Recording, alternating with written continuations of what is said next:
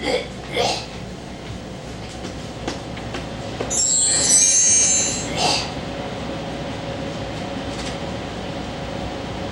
우리 성령론 64페이지를 참고해봅니다.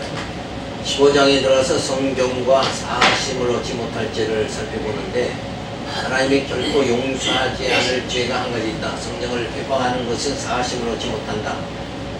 이는 성령이 우리 심령에 머물면서 말씀을 깨닫게 하는데, 성령을 거부하며 어둠에서 벗어날 수가 없고 불순종 가운데 살아가다가 멸망당하게 되기 때문이다.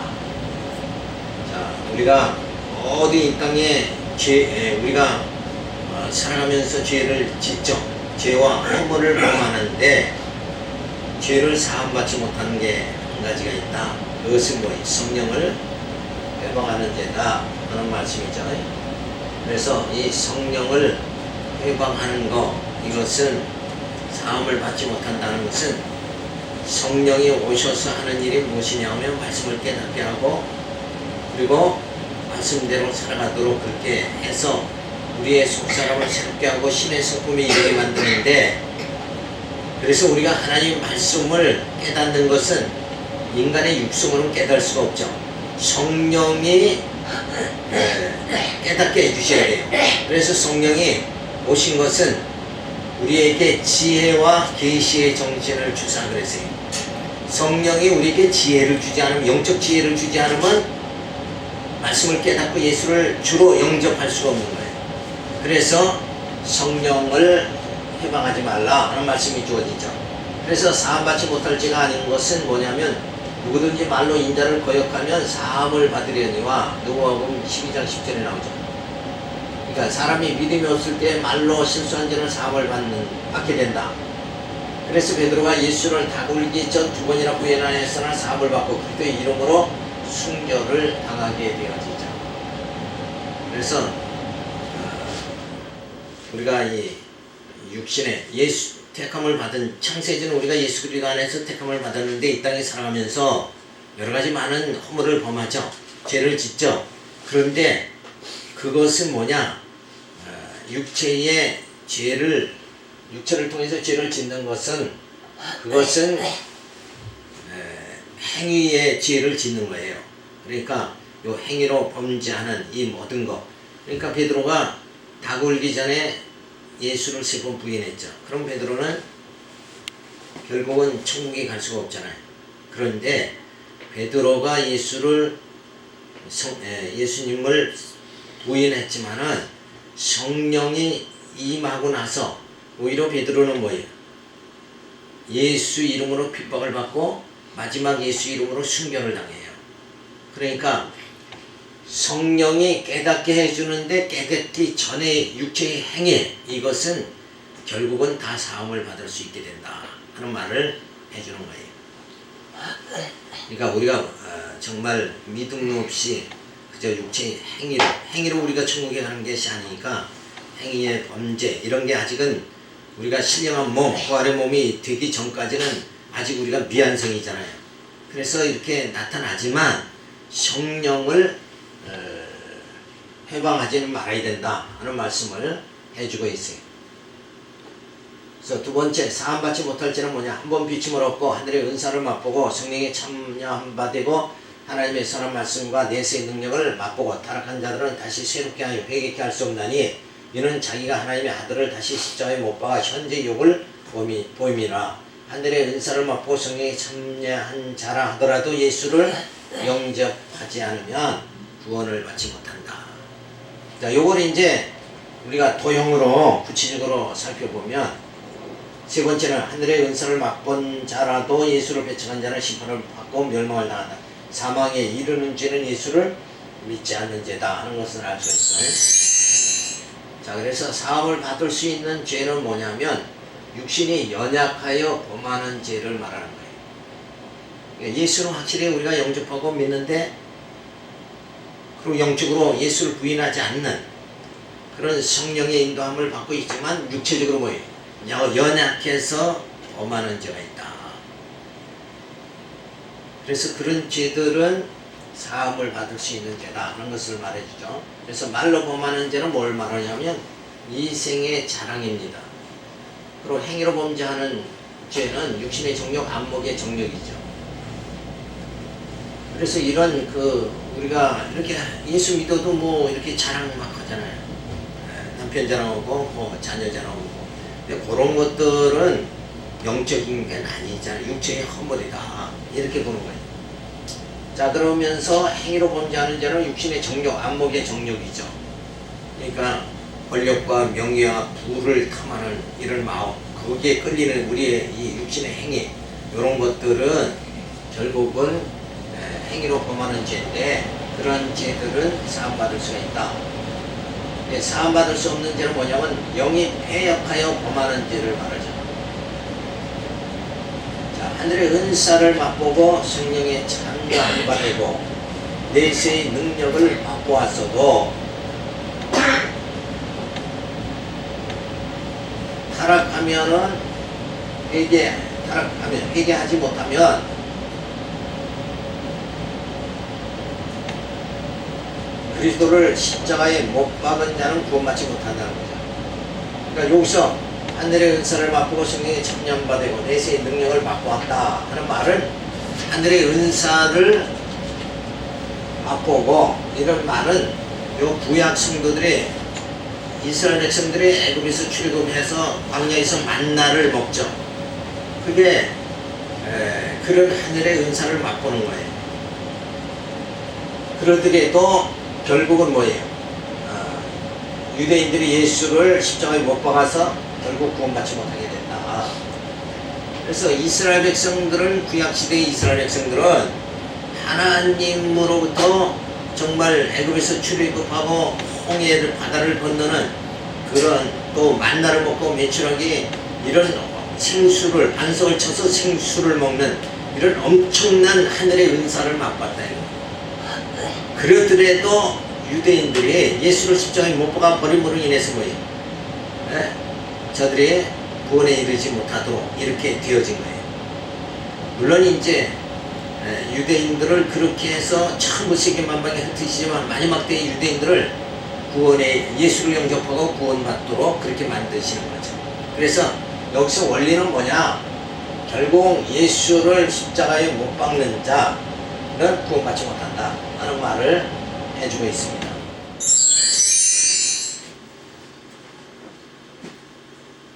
그래서 애굽의 재앙시 그 빛을 보게 되죠. 그래서 한번 비침을 얻고, 그러니까 애굽의 10가지 재앙을 받게 됐을 때 하나님의 능력의 빛이 저들에게 주어져서 그 10가지 재앙에서 이스라엘 백성들은 벗어나게 되어졌다. 그거를 이제 한번 비침을 얻고 이런 말 속에 들어가 있는 거예요. 그리고 하늘로부터 만나를 먹죠. 거기에 하늘의 은사를 맛봤다. 이렇게 말해주는 거고, 반석에서 생수를 먹게 되죠. 성령에 참여받고 라는 뜻이에요. 그러니까 성령께서 이 생수는, 이때 생수는 육체를 갖다가 기갈에서 벗어나게 하지만 성령이 오셔서 우리에게 역사할 때는 우리의 영적인 갈등을 진리 안에서 다 해소시켜 주는 거예요. 그래서 진리를, 성령이 오셔서 진리를 깨닫게 하니까 우리 속에 정말 영적으로 갈등되어지는, 현실적으로 이렇게 신앙생활에 보여지는, 이 땅에서 보여지는 모든 영적인 갈등이 다 해소되어지는 이런 것이 바로 성령에 참여한 바 되어졌다. 그러니까 참여라는 것은 그 맛을 보게 되어졌다 이런 거예요. 그러더라도 예수를 영접지 않으면 결국은 멸망당할 수밖에 없다 하는 것을 말해주죠. 그래서 이런 말씀은 예수를 뭐 믿다가 그냥 나가버린 사람 이런 식으로 해석을 하지만, 그게 아니라 이 구약을 비추어서 이렇게 해석을 해야 그게 맞는 거예요. 자, 그리고 선한 율법, 이것은 선한 말씀을 맛보고, 자, 율법이 선한 건가 악한 것인가? 율법 자체는 뭐예요? 정죄하는 거죠 원래. 근데 정죄를 받으니까, 율법 앞에 가면 갈수록 정죄를 받으니까 율법 뭐예요? 내게 대해서는 사실 선하다고 볼 수가 없잖아요. 그런데 선한 율법 이렇게 한 말은 뭔가 그 율법을 통해서 내가 얼만큼 죄인인가를 깨닫고 누구에게로 가는 거예요? 결국 예수 그리스도에게로 가게 되어지잖아요. 그러니까 율법은 몽학선생이고, 그리고 그 율법을 통해서 예수에게로 우리가 가게 되어진다. 예수에게로 인도한다. 그러니까 그 전체를 봤을 때는 선한 거란 말이에요. 근데 율법 자체만 보면 사실은 이건 무섭고 두려운 거죠. 왜? 정죄만 하는 거니까. 그래서 우리가 율법 앞에 가는 것이 아니라 복음 앞에, 예수님 앞에 우리가 나가게 되어지는 거죠. 그래서 그 율법이라는 것은 이 선한 말씀을 맛보고 라고 우리가 생각할 수가 있는 거예요. 자, 그러면서 메시아에 대한 예언이 바로 내세의 능력을 맛보는 거예요. 그러니까 저 모든 것이 애굽의 재앙이라든지 만나라든지 생수라든지 율법이라든지 이런 것은 전부 뭔가 저 메시아를 상징하는 거다. 만나가 뭐예요? 그게 육신의 떡으로 주어지지만 사실 예수님은 뭐예요? 영원한 만나로 오셨잖아요. 영적인 만나로, 말씀으로 오셨다. 그러니까 결국은 만나나 생수나 율법이나 전부 사실은 누구를 상징하는 거예요? 메시아에 대한 예언의 말씀이다. 그러니까 저 만나를, 생수를, 율법을 통해서 결국 내세의 능력을 우리가 다, 구약의 성도들은 내세의 능력을 맛보게 되어진다. 그렇지만은 저들이 뭐예요? 진짜 오신 예수를 영접하느냐? 그게 아니었잖아요. 유대인들에 의해서 십자가에 못 박혀 죽으셨다. 그러니까 그런 모든 한 번 비침을 얻고 하늘의 은사를 맛보고 성령이 참여받고 선한 말씀을 맛보고 내세의 능력을 맛봤다고 할지라도 하나님의 아들을 다시 십자가에 못 박아 현재의 욕을 보이는 거, 그러면 뭐예요? 그들은 다 저주의 열매를 맺게 된다. 결국 멸망당하게 된다 하는 말입니다.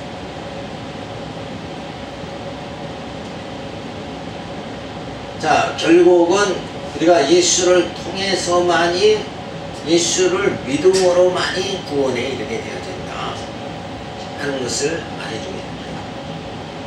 그러니까 예수를 통해서 뭐예요? 완전히 우리가 죽었던 자가 살려지게 되고 살림을 받고 이제 그 아들의 영 성령을 통해서 교회를 통해서 뭐예요?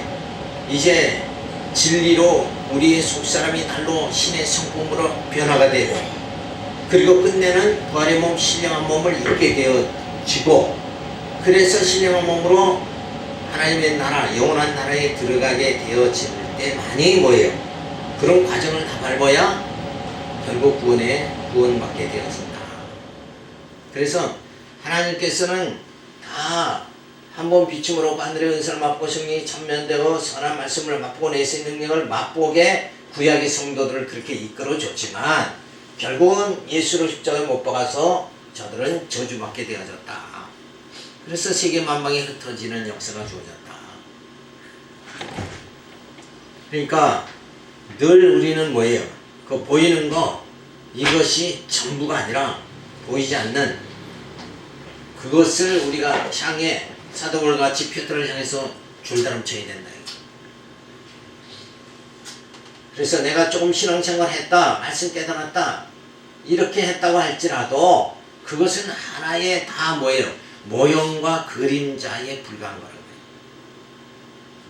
진짜 내 마음속에 뭐예요? 예수 그리스도의 심장을 가지게 되어져야 된다. 그러니까 뭔가 우리가 진짜 거듭나고 중생해서 우리 자체가 뭐예요? 나라는 것이 완전히 소멸되고 내 안에 그리스도가 역사되어지는 그런 삶이 사라져야 된다. 그런 신앙의 생활이 우리 가운데 주어져야 돼요. 그래서 속사람이 날로 새로워지는 그런 삶, 이런 삶이 주어져야 된다는 것을 우리가 알 수가 있죠. 자, 그래서 타락한 자 다시 회개할 수가 없다. 요 때의 타락은 뭐예요? 예수를 못 박은 자를 말하는 거예요. 그러니까 예수를 부인한 자는 그건 회개. 일대의 회개는 뭐예요? 육체적인 어떤 행위의 잘못 이런 게 그런 걸 회개했다 할지라도 예수를 부인하면 결과적으로 뭐예요? 저주를 받을 수밖에 없는 것이다 라고 말해주고 있어요. 그래서 이 땅에 이 땅은 유대인을 말하는 거예요. 땅이 비를 흡수하고 하나님의 은혜를 힘입게 되고 그래서 합당한 채소 그건 하나님께 복을 받는 거죠. 그러나 이제 정말 가시와 엉겅기를 낸다고 하면 결국 버림당하고 불사름이 되어질 수밖에 없다. 그러니까 우리가 합당한 열매, 합당한 채소를 맺는 자, 이때에 합당한 채소, 이 열매를 맺는다는 건 뭐예요? 성령의 열매를 말하죠. 성령의 열매를 맺어가는 자. 근데 육체의 삶, 육체의 열매만 시기와 정욕과 주장과 비판과 시기와 질투 이런 육신의 열매를 계속 맺어가는다 그러면 그건 버림당하고 불사름을 당할 수밖에 없는 것이다. 자, 그런데 이런 모든 것이 결국은 뭐예요? 하나님께서 다 이끌어 가시는 거다. 그러니까 여기서도 내가 이렇게 정말 합당한 열매를 맺어야 되겠다 이렇게 나가면 안 돼. 이미 합당한 열매는 뭐예요? 알복은 따로 있는 거예요. 그리고 하나님의 택함을 받은 택한 자는 받은 자는 요렇게 살아가도록 하나님 성령께서 인도해 나가시는 거예요. 그러니까 정말 택함 받은 자는 예수 그리스도 안에서 새로운 피조물로 재창조되어지는 그런 뭐예요? 그게 은혜를 받게 되어집니다. 하나님의 은혜 안에 거하는 자가 되어집니다. 근데 아무리 우리가 착하게 선하게 살려고 해도 그 하나님의 은혜 아래 예수 안에 우리가 들어갈 수가 없는 거예요. 그래서 이미 택한 자는 모든 열매를 맺도록 합당한 채소를 맺도록 하나님께서 이미 복을 뭐예요? 주신 자다. 그래서 복을 이미 받은 자다 하는 것을 우리가 알 수가 있습니다. 자, 그러면서 16장에 들어가서 성령과 내주의 역사입니다. 성령의 직접 사역을 우리가 살펴보면 하나님에 들어가려면 거듭나야 합니다. 그러므로 여러분이 중생하기 위하여 필요한 전제 조건이 뉘우침과 회개와 회심과 신앙을 구비하도록 하십시오. 그것은 여러분 마음에 달렸습니다. 그것을 미루지 마십시오. 여러분은 거듭나야 합니다 라고 권하기가 쉽다. 그러니까 이렇게 여기까지 얘기하면 결국 뭐예요? 우리가 힘쓰고 애써야 된다 이런 말이란 말이에요. 그러면 천국은 뭐예요? 요 말대로 하면 인간이 노력해서 들어갈 수 있다는 거예요. 이러면 완전히 어떤 신앙이 돼요? 공로주의 신앙이란 말이에요. 그 공로주의 신앙은 지금 어디를 말하는 거예요? 로만 카톨릭을 말하는 거예요. 그러니까 그 로만 카톨릭에서는 회개해야 된다. 이러기 위해서 낙태를 했다 그러면 낙태에 합당한 회개를 해야 된다. 그 죄를 사함받기 위해서는 양론에 매달 얼마를 갖다가 보내가지고 죄의 회개에 합당한 그 뭐예요? 열매를 맺어야 된다. 이렇게 가르칩니다. 그러면 우리가 그렇게 요런 교리로 가르치면 천국에 들어가고 못 들어가는 게 뭐예요? 누구에게 달려있어요? 내가 얼만큼 회개 열매를 맺어가느냐 안 맺어가느냐 인간에게 달린 거가 된다. 그러니까 로만 카톨릭에서 죄를 다 사해주는 그걸 면죄부 돈 주고 죄 사함을 받는 면죄부를 판매하는 그런 것이 이제 생겨버리고 막 이게 이제 교리상 그렇게 되어진다. 근데 우리 개혁주의 루터의 종교 개혁 이후 우리 개신교는 어떻게 생각하는가? 요런 주의가 아니란 말이에요. 우리는 믿음으로 오직 의인은 믿음으로 살리라. 믿음으로 구원받는 거다. 이게. 그러니까 행위에 있지 않고 구원은 뭐예요? 믿음에 있는 것이다. 그래서 우리가 뭐 살다 보면 행위로 좀 허물이 많이 나타나잖아요. 그래도 우리가 그것 때문에 행위 때문에 구원 못 받는 것은 아니다. 그래야 심령에 뭐예요? 편안히 우리가 주어져요. 그렇다 그러면 야 그럼 아무렇게나 살면 되지 않느냐? 그거는 아니죠. 왜 아니에요? 그렇게 살면 택한 자는 뭐예요? 하나님께서 징계를 하신다는 거예요.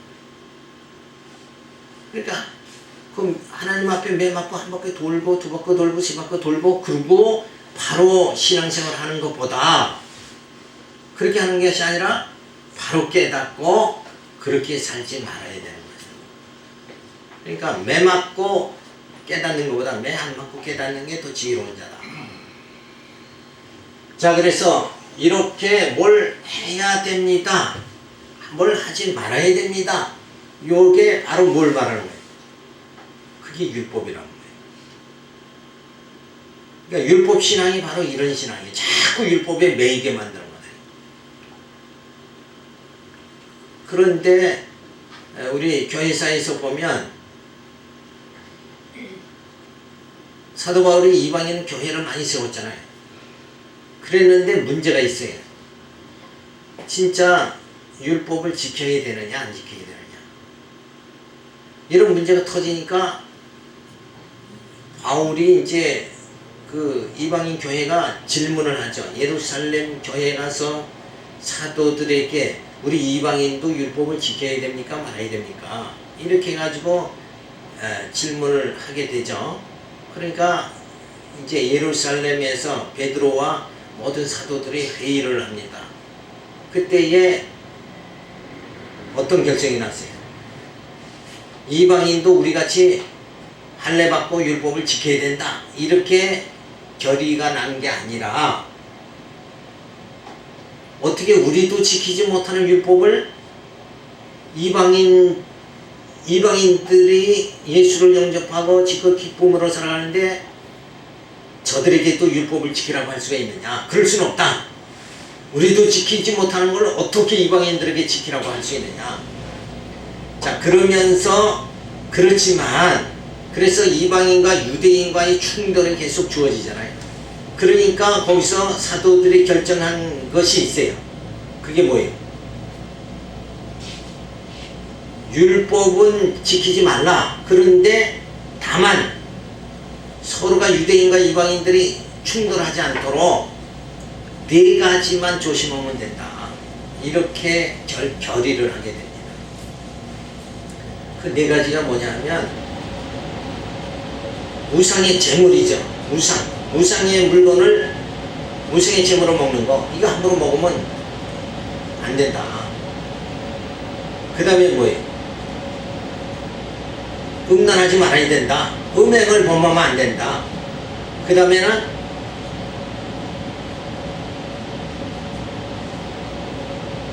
피를 먹지 말아야 된다. 그죠? 그리고 또 한 가지 뭐예요?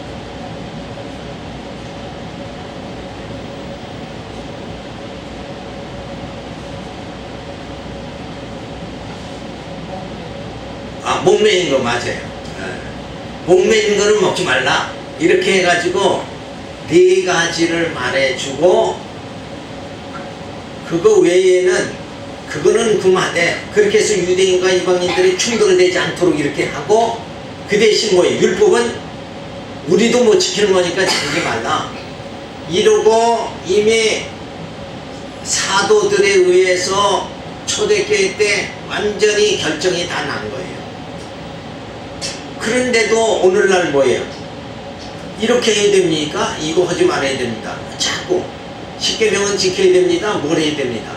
이렇게 하면서 살아간단 말이에요. 그럼 지금도 그런 행위로 성도들이 죽음 속에 매여진다 그러면 그거는 초대교회 때 이미 결정이 난 거잖아요. 근데 지금 그러고 있다 그러면 이건 신앙이 뭐예요? 퇴보하는 거고 신앙이 역행하는 것이다. 고속도로에 차를 쫙 몰고 가다가 지난번에 이 사건이 주어졌죠. 그 KT 고속열차 이놈의 기사가 앞으로 쫙 간 거예요. 그게 얼마나 빠른 차예요. 그런데 그냥 정거장을 지나갔어. 그래가지고 이거 안 되겠다. 그래가지고를 역행을 해서 뒤로 빠꾸를 했어요. 그래가지고 다시 뒤에 정거장 가서 사람을 태워가지고 또 간 거예요. 그러니까 그 안에 있던 사람들이 그냥 깜짝 놀라는 거예요. 어떻게 그 빠른 고속열차가 후진을 해버리니까. 그래서 결과적으로 뭐예요? 그 기사는, 운전기사는 파면돼버리고, 그 만약에 후진했을 때 뒤에서 차고 왔다 그러면 이거 완전히 중국의 열차 충돌해가지고 그냥 수백 명이 죽은 사건이 날 뻔했다 이거예요. 근데 그게 웃을 일이 아니라 요게 지금 상황이 그런 상황이 되는 교회가 많단 말이에요. 왜? 아니 초대교회에 베드로하고 모든 사도들이 율법은 지키지 말고, 우리가 다 이방인 아니에요. 우리가 지금 그 지키지 말고 그 네 가지만 상가해라 이렇게 했는데, 지금 이렇게 이건 하고 이건 하지 말라. 로만 카톨릭은 뭐예요? 회개해라. 회개의 열매를 맺어야 된다. 이러면서 무슨 신앙이에요? 행위 중심의 신앙으로 흘러가게 만들어 버렸다. 그리고 행위 중심의 신앙이라는 건 뭐냐 하면, 결국은 뭐 이거 안 하고 저거 안 하고 이렇게 범죄 안 한다고 할지라도 결국은 뭐예요? 예수님은 형제를 나가라는 자마다 다 뭐예요? 살인자다 그랬잖아요. 그러니까 속은 변화가 안 되는 거예요. 이 행위를 강조하다 보면 속은 여전히 하나도 변화가 되는 게 아니에요. 근데 사도 바울이 목회하는 말씀 가르치는 건 뭐예요? 속 사람이 날로 새로워져야 된다. 그러니까 겉사람이 아니라 우리 신앙은 속 사람이 새로워져야 되는 거예요. 그러니까 겉사람은 뭐냐? 이건 어차피 늙고 시하고 병들고 이거 없어져야 되는 거잖아요. 이거 우리 겉사람은 천국 가는 게 아니에요. 이거 사실은. 늙고 시하고 병들면 다 이 육신은 없어지는 거 아니에요? 겉사람은? 근데 실제 우리의 속사람은 날로 새로워지는 거예요. 말씀으로 날로 새로워져요. 그래서 우리 천국 들어가는 건 이제 그 기독교 강의에도 육체와 영이 이렇게 들어간다 이렇게 생각하지만은 사실은 뭐예요? 우리 육체가 들어갔는데 그 육체라는 게 그때의 육체, 부활의 육체는 신령한 몸의 육체를 말하는 거지, 지금 우리 눈에 보이는 이 육체를 가지고 들어가는 게 아니란 말이에요. 그럼 만약에 이 육체를 가지고 들어간다 그러면 키가 작은 사람, 뭐 얼굴이 못생긴 사람은 그대로 천국에 가서 그렇게 영원히 산다 그러면 이거 불쌍한 자가 되는 거예요. 그 한쪽 다리 없는 사람은 뭐예요? 쩔뚝발이는 고몸 그대로 가지고 들어가면 천국에 가서 또 짤뚝짤뚝 하고 살아요. 이게 우습잖아요? 그러니까 그 몸이 아니라 부활의 몸은 변화된 몸, 실결한 몸으로 들어간다.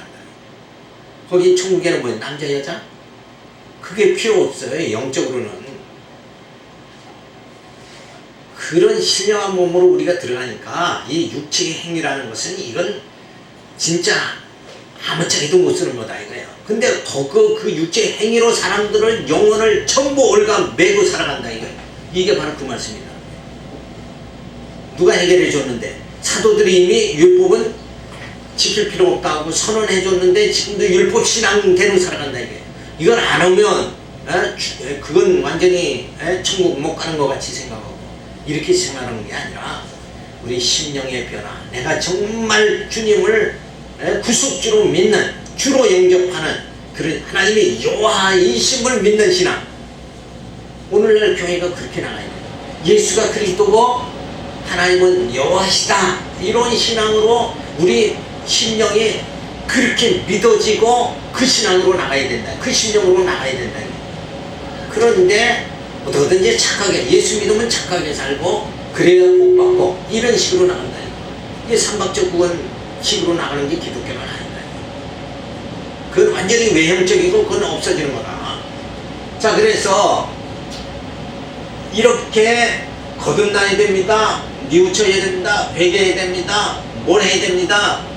이렇게 정말 거듭나야 됩니다. 우리가 스스로 어떻게 거듭나? 성령이 우리를 새롭게 해주셔야 되는 거지. 그러니까 인간이 할 수 없는 육체가 할 수 없는 걸 하라고 자꾸 얽매이게 만드는 거, 이게 자체가 율법 신앙이다. 그러니까 우리는 율법에서 이미 자유함 받은 자다.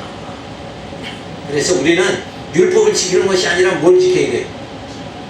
그리스도의 법, 새 계명을 지켜야 된다. 그 새 계명은 뭐예요? 핵심이 뭐예요? 사랑이라는 거잖아요. 사랑. 그래서 십계명도 사랑으로 십계명을 다 완성시켜버리는 거예요. 사실 사랑하면 도둑질 안 하게 되고, 사랑하는 자를 어떻게 죽이냔 말이에요. 사랑이 모든 것을 어떻게 해요? 온전케 하느니라. 그러니까 새 계명이 왔어요. 하나님이 정말 세상을 이처럼 사랑하사 독생자를 주셨어요. 하나님의 사랑이 예수 그리스도를 통해서 우리에게 딱 주어졌어요. 그래서 우리는 우리 행위로 구원받는 것이 아니라 예수를 믿음으로, 이 사랑의 계명으로, 새 계명으로 구원이 이렇게 되어졌다. 그러니까 이 엄청난 사상의 그 차이, 요것을 벗어나야 된다. 그렇다고 해서 도덕적으로 문란하게 살라 이런 얘기가 아니에요. 속이 거룩하면 뭐예요? 행위도 거룩한 행위가 나타나는 거죠. 그러니까 육체가, 건강한 육체에 건강한 정신이 주어진다 그러잖아요. 그러니까 영적으로 강건하면 육체도 부정한 생활을 안 하게 되어진다. 마음이 곧으면, 마음이 바르면 부정된 생활을 안 하게 된다. 영향을 받는 거다, 이렇게 생각을 우리가 해야지. 행위가 거룩하면 천국에 들어간다. 이게 행위로 들어가는 게 아니라 믿음으로 들어간다. 우리의 속사람이 변화되어야 된다. 그래서 우리의 속사람을 무단히 변화시키도록 하기 위해서 하나님께서 우리를 죄 가운데서 일단은 건지기 위해서 예수를 보내주셨고, 그리고 죄에서 죽었던 우리가 살아났는데 이제 우리가 점점 성숙되어야 되잖아요. 그러니까 성령을 보내가지고 우리를 거듭나게 해서 우리가 신의 성품에 이렇게 속사람이 날로 새로워지도록 이렇게 만들고, 끝내는 거예요. 그것도 미완성인 존재로 살아가게 하면서 하나님의 사랑을 깨닫게 만들다가, 탕자가 아버지의 사랑을 깨닫다가 부활의 몸, 신령한 몸을 완전히 하나님의 능력으로 힘있게 되어지면 영원한 생명의 나라, 영생의 나라로 우리가 들어가게 그렇게 되어집니다. 자, 그래서 성경은 모든 사람들, 그들의 모든 행동에 책임지우지만 중생에서 성령의 행위에 대하여는 지우지 않는다. 거듭나는 것은 전적인 성령의 사역이다. 인간이 관여할 수 있는 것이 아니다. 니고데모에게 하신 말씀은 인간이 힘으로 구원에 이른다는 것이 불가능함을 말해주는 것이다. 자, 그래서 니고데모에게 예수님께서 부자가 천국에 들어가는 것은 낙타가 바늘길을 통과하는 것 같다. 그럼 말씀은 뭐냐? 거기서 부자라는 건 뭐예요? 내가 할 수 있다, 이렇게 생각하는 게 부자라는 거예요. 인간의 힘으로 다 할 수 있다. 인간의 힘으로 그렇게 질 수 있고, 제 문제도 해결하고, 어렵게도 될 수 있다. 인간의 힘으로 할 수 있다. 요게 뭐예요? 부자란 말이에요. 나는 할 수가 없습니다. 나는 죄인으로서이다. 요런 사람은 그걸 성경에서 뭐예요? 가난한 자다, 이렇게 표현하는 거예요. 그러니까 인간이 할 수 있다 하는 것이 아니라 진짜 우리의 속사람이 날로 새로워지게 신의 성품에 이르게 하는 것은 인간의 힘으로는 불가능한 일이다. 그거는 뭐예요? 오직 성령만이 우리로 하여금 그렇게 신의 성품에 이르게 하는 거다. 그러니까 우리는 스스로 인간을 자기 육성에서 벗어날 수가 없는 거예요. 예수를 20년 믿으면, 예수를 30년 믿으면 육성에서 벗어나요? 못 벗어난다. 그러나 성령이 함께 해주시면 벗어나게 돼요. 그러니까 성령이 말씀을 충만하게 깨달으면 이것이 아무것도 아니다. 내가 악을 쓴다고 해서 얻어지는 게 아니고, 내가 염려한다고 키를 한 자나 더 크게 할 수 있는 것이 아니다는 걸 깨닫게 만들어주면, 그러면 내가 할 수 있다는 것이 아니라 나는 할 수 없대, 하나님이 능히 해주신다, 이 신앙으로 바뀌어져야 한다. 그런 자들만이 구원에 이르게 됩니다. 그래서 하나님 성령께서는 이렇게 직접 사역을 전개하신다. 그러면서 성령의 간접 사역은 뭐냐? 우리는 성령의 전이라 했다. 성령 우리 심령에 내주하시면서 마음의 소원을 주셔 복음의 열정을 가지고 살아가게 하신다. 그래서 말씀 듣기를 소원하며 말씀을 들을 때의 성령의 조명을 통하여 말씀의 생명을 공급받게 하여 산 소망을 가지고 살아가게 하신다. 따라서 성화도 성령의 전적인 사역에 의하여 이루어져 가게 하시는 것이다. 그러면 복음의 열정이 주어져서 땅끝까지 전도하게 되는 것이다. 그러니까 성령이 모든 걸 하신다 이러면 우린 전도할 필요 없다 이렇게 나오잖아요. 근데 그 전도 자체도 누가 하게 하는 거예요? 성령이 하게 하신다. 그러니까 성령이 진리를 깨달으면 뭐예요? 전하지 않으면 않을 수 없는 그 뭐예요? 열정을 주시는 거예요. 견딜 수 없는 열정을 주니까. 그래서 사실은 전하는 게 누가 하는 거예요? 성령이 전하는 거죠. 내가 하는 게 아니라. 그러니까 사도 바울을 보면 그가 정말 매를 맞으며 40에 하나 감한 매를 맞으면서도 계속 아시아의 교회를 세워나가죠. 전도하죠. 복음을 전하죠. 그것이 뭔가 그 힘이 어디서 누구의 힘이에요? 사도 바울 자신의 힘이 아니라 성령이 사도 바울로 하여금 그 신령한 세계를 바로 보니까 복음을 전할 수밖에 없다. 사도 바울이 다메섹에서 예수를 만나기 전에는 어때요? 기독교를 믿는 사람 죽이는 자였다 이거예요. 그런데 예수를 부활의 주님을 만나고 나니까 이 땅에서의 삶이라는 거 이건 부활이 없으면 아무것도 아니다는 걸 깨닫게 되죠. 부활의 주님을 만나고 나니까 그 영원한 생명을 알게 되어진 거예요. 그러니까 부활신앙을 사도 바울을 통해서 복음을 전하게 돼요. 복음을 전하는 그 힘의 에너지가 주어진다. 그래서 마지막 로마를 가면 어때요? 죽는다고 그랬잖아요. 근데 가면 죽는 그 장소를 향해서 간다. 그러니까 예루살렘에 올라가면 결박당하게 된다. 그렇게 예언해 주는데도 불구하고 예루살렘에 올라가고 그래서 예루살렘에서 죄인이 되죠. 붙잡혀가. 그래가지고 로마를 향해서 간다. 근데 죽음을 향해서 달려갈 수 있는 사도 바울은 그 자신의 힘이 아니라 뭐예요? 성령의 능력으로 인도되는 것이다. 그러니까 모든 일에 내가 하는 것이 아니라 영적인 일은 내 안에 누가 하는 거예요? 성령이 하시는 거다. 그러니까 교회 세우는 것도 교회 일을 하는 것도 사실은 내가 하는 게 아니라 누가 하는 거예요? 내 안에 성령이 하시는 거다. 그러니까 누구 자랑해야 돼요? 내 자랑이 아니라 주님만 자랑해야 돼요.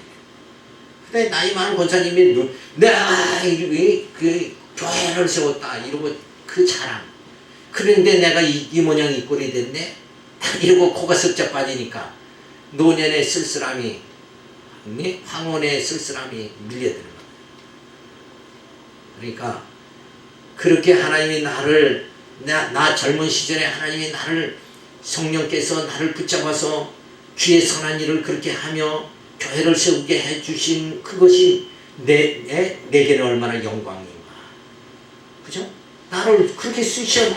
내가 뭔데 그렇게 하나님이 나를 붙잡아 쓰셨는가.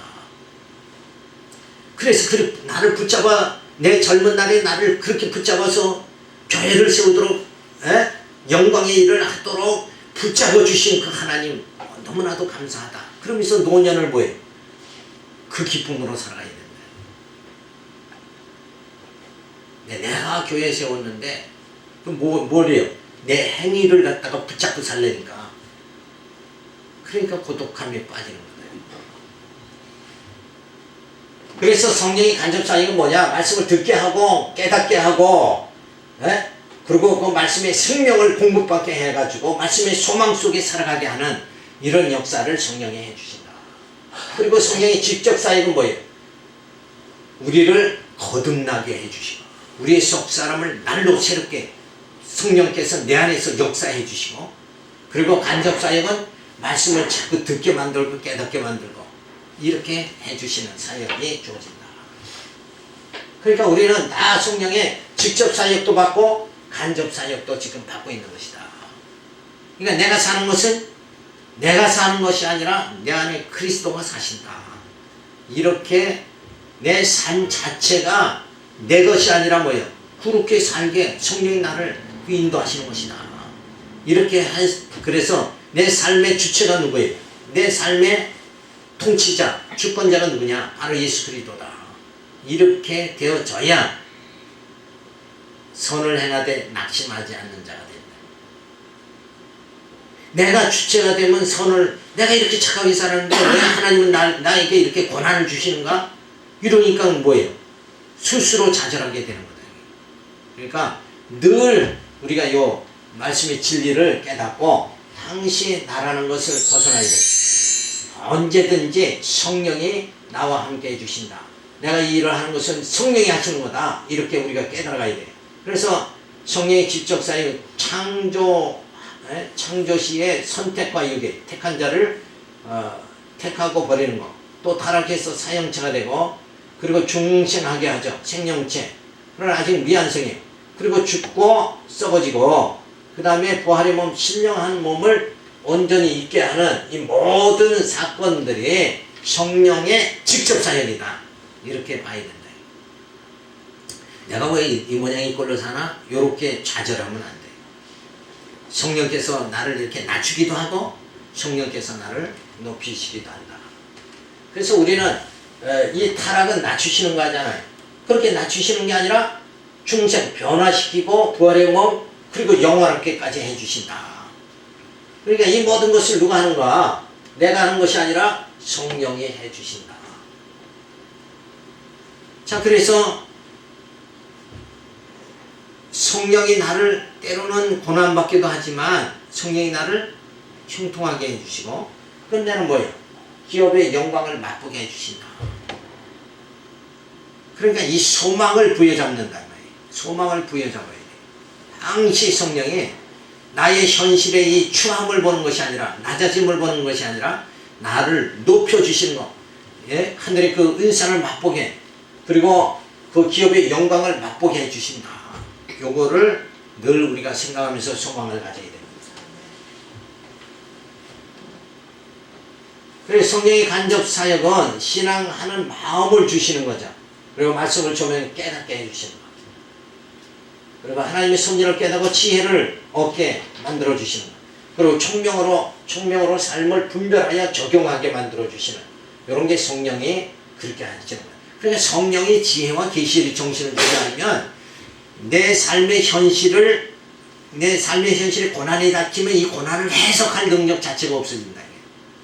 그러니까 비관하게 되는 거예요. 그러나 믿는 자에게는 아무리 어려운 고난이 주어진다고 할지라도 그 고난 자체를 해석을 잘한다. 이게 해석. 그러니까 고난을 이길 수 있는 믿음이 주어지는 거예요. 부활의 표들을 향해서 달려가게 하시는 것도 성령의 사역이다. 그리고 영광의 나를 사모하게 하는 것도 성령의 사역이다. 성령이 아니면 우리에게는 소망 자체가, 내가 하늘의 소망을 가졌다는 이 자체가 뭐예요? 내 능력이 아니라 성령의 인도하십니다. 그래서 성령의 내적 증거는 뭐냐면 신지식을 말씀의 조명을 통해서 깨닫게 하는 거죠. 그래서 말씀에 나타난 하나님의 은혜와 영광을 인식하게 하는 거예요. 그래서 성경을 보면서 이게 정말 야곱 같은 자를 구원해 주신 하나님. 그래서 사도 바울이 그런 말을 하죠. 죄인 중에 괴스 같은 자를 하나님께서 구원의 길로 다른 밥질하도록 사도 중에 큰 사도로 쓰신 거, 이렇게 하나님의 사도를 뭐예요? 붙잡아 쓰시는 것은 사도 바울이 자신이 똑똑하고 그래서 그런 게 아니라 하나의 본이 되도록 하기 위해서 나를 그렇게 붙잡아 주시는 거다. 그래서 후대의 모든 사람이 죄인 중에 괴스 같은 나 같은 자도 하나님이 구원해 주시는 걸 보고 소망을, 기쁨을 얻도록 하기 위해서 하나님은 나 같은 어리석은 자를 구원해 주셨다. 이러면서 사도 바울은 자신의 구원에 대해서 하나님께 온전히 영광을 다 돌리는 거죠. 근데 사람들의 마음은 내가 그래도 똑똑해서 이렇게 나가잖아요. 그게 아니다. 이게. 그렇게 사도 바울이 말씀을 깨달았죠.